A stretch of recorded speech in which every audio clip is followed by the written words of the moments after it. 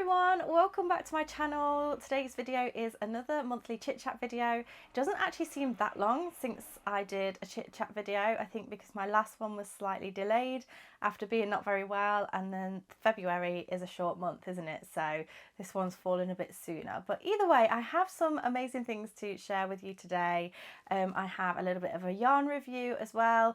I'm going to answer some questions which I asked on Instagram, and yeah, just generally catch you up on everything. So this video is actually going out on Sunday. However, I don't know if you've noticed, I've been playing around with what days I'm going to upload. I actually asked if people prefer an upload on a Saturday or a Sunday, and a lot of people said Saturday. I think the majority was actually Saturday. Still, people obviously said Sunday, but I thought, well, if I actually upload on a Saturday, I'm helping those people out who prefer it on that day, and the people who like it on a Sunday anyway can still watch it on that Sunday. So I think I'm going to change my upload day to a Saturday. It just kind of works out a little bit better for me as well, and you know, getting up with a toddler, making sure things are all sorted. So yeah, Saturday will probably work better for me, but I'm not going to completely lock that down. I'm going to see how it goes. But yeah, make sure you have your notification bell on this channel. So underneath this video, you will see the subscribe button. If the subscribe button is red, that means that you are not subscribed. So go ahead and click it. It's absolutely free. And then you will see a bell button pop up just after that. If you click the bell button, then you will get a notification of when the videos or my videos go live. So whether it's a Saturday or Sunday, you will get a notification so that you won't miss out on a video. So yeah, I'll just play around with that over the upcoming weeks and see how that goes. I don't think it's going to make a huge difference to people, but like I say, it will help those people out who prefer to do a little bit of Saturday night crochet, I guess. Speaking of uploads, I've mentioned this before, but my entire neighbourhood seems to want to do building work at the minute, and at the moment they are digging up the roads. I always think of Peppa Pig and Mr. Bull whenever I say that. They are digging up the roads because I live in an area where HS2 is happening close by. HS2 is a fast train thing that they're doing if you're not from the UK. So yeah, they're doing a lot of work for that and digging up a lot of the roads, and I think that's what they're doing. And they are literally going to be outside my house for the next couple of weeks. So it's going to make filming really, really hard. So if I miss a week or two, then I apologise so much. I will try and find a way around it, but the noise is just going to be really loud outside my house, which is super annoying, but what can we do, hey? Anyway, that was a little rambly catch up. I'm going to show you a few things that I've been working on just lately. I showed you last time the blanket. Now the blanket pattern tutorial is all filmed. I'm just working on the actual pattern itself. It's going to be a free pattern on the blog, and then you can also purchase the PDF download if you want to. So keep an eye out for that. I might leave a link in the description where you can sign up via email to get notifications of when it's all live if you want to get that. I will show you now just so I can refresh your memory. So this is the blanket that I made, and it's a really quick and easy blanket. It's super cute, really, really beginner friendly. I wanted to make something that was just nice, quick and easy to make if you wanted to make a last minute gift or just a really quick, simple make. So I'll leave a link in the description, as I say, under the video, so you can sign up for notification of when that goes live with the blog post and all the details. Don't worry, I won't spam you with anything. I'll just literally send you an email to say it's live, here's where you can get everything. So yeah, that will be out next week, which is super exciting. I've also found myself making or starting a lot of projects lately, but not entirely finishing them. Speaking of, the cardigan is coming together nicely.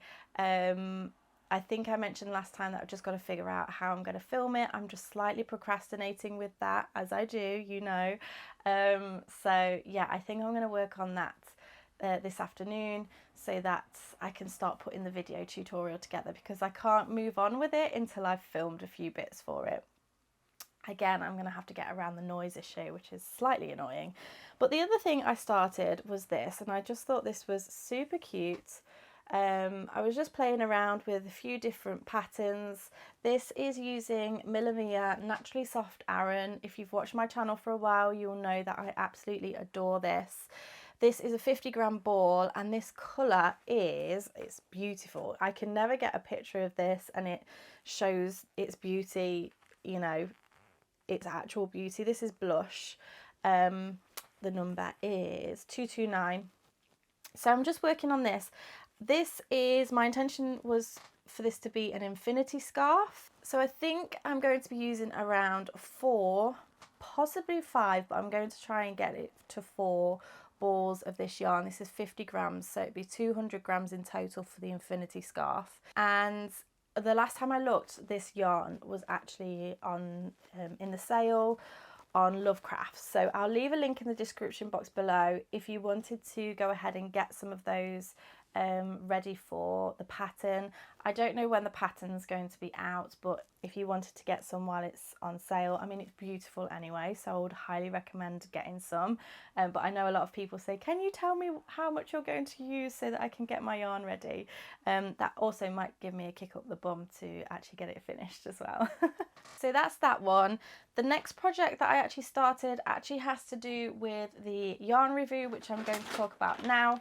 So the lovely people at Wool and the Gang kindly sent me some yarn to talk about, and that is their, let me grab some, their new Al Pacino merino yarn. This is absolutely gorgeous. First of all, Al Pacino merino.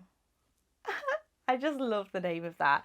This is 40% baby alpaca and then 60% merino, hence Al Pacino merino. I just think it's genius. I love it. This feels so super soft. It comes in 100 grams, 110 yards, which is 100 meters. I've used a size 8 hook with this. For knitting needles, it recommends 10.5 US and 6.5 millimeters. So yeah, it's just gorgeous. These colours are, let me see if it's on here.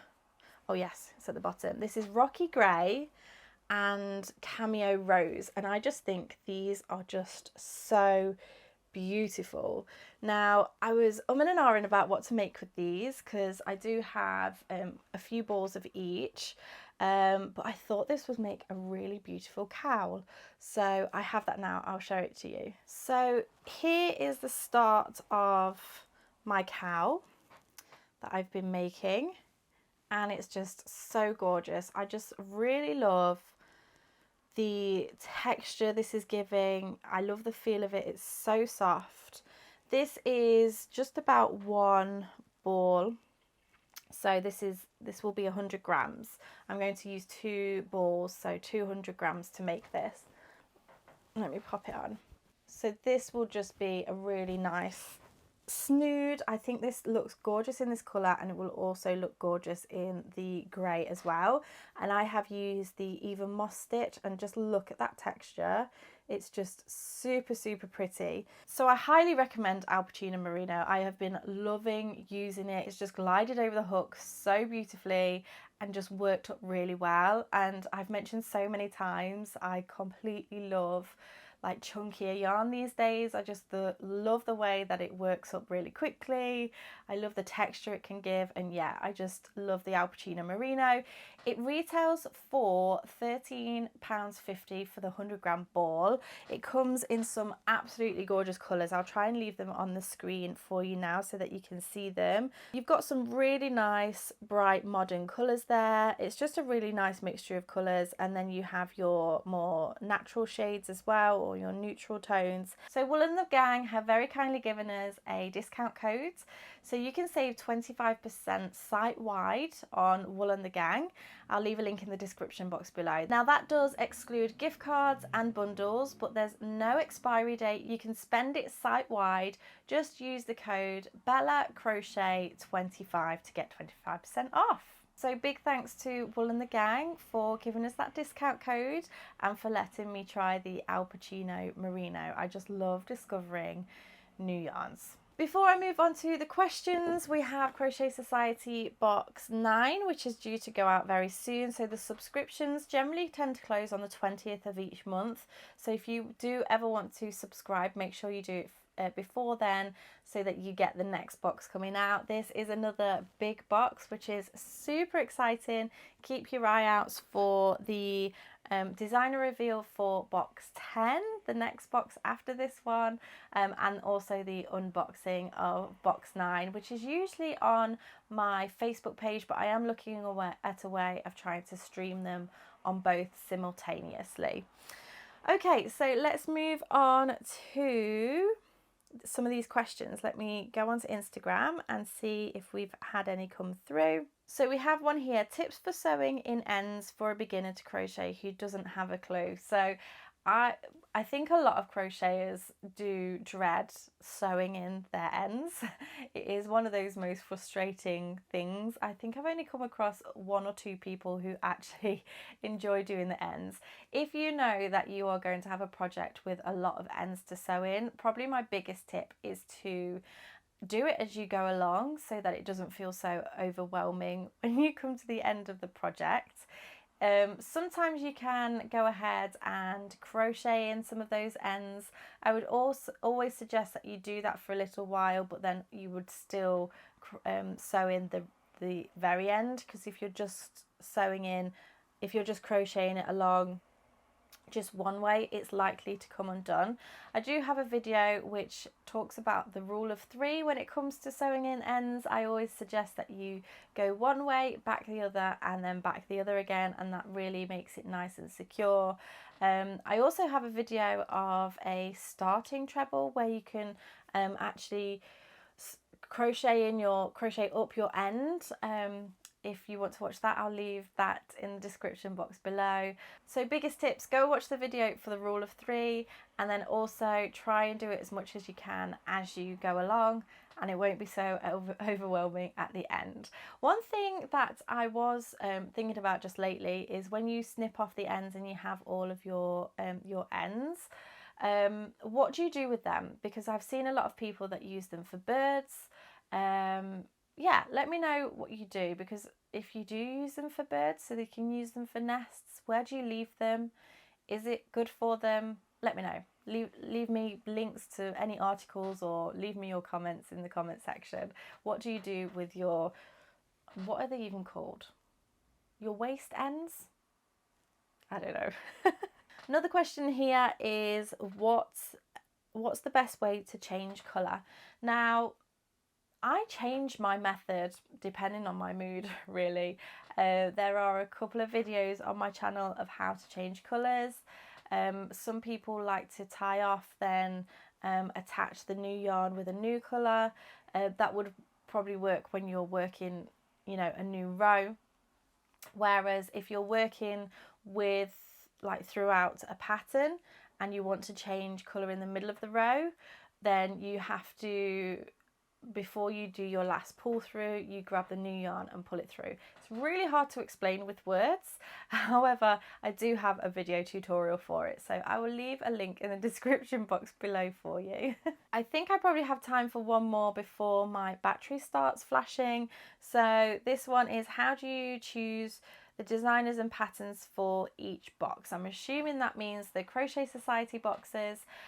So there are so many people I love on Instagram. I mainly find people via Instagram, to be honest, because you can just showcase your work so well on there. It might be that I've just seen a designer and absolutely love them, and get in touch with them to see if they want to be part of the box.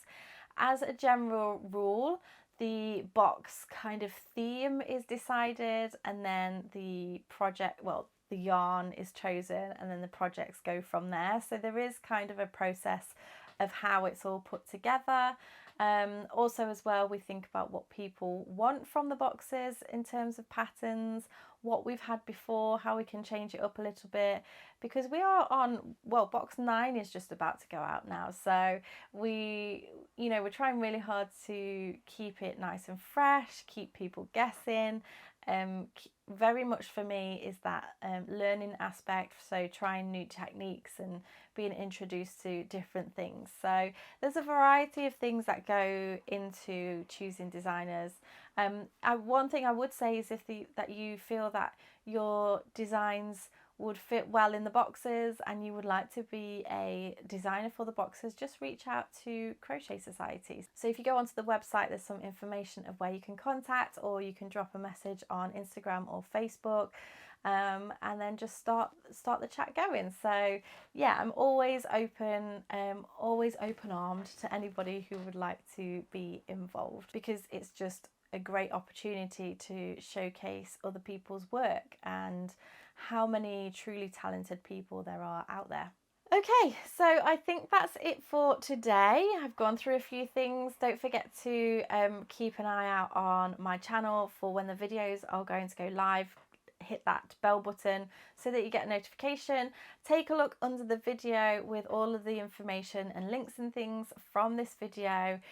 Don't forget to head across to Wool and the Gang and use that discount code. Again, I'll leave all of the links in the description box below. Thank you so much for watching, and I shall see you again next time. Bye!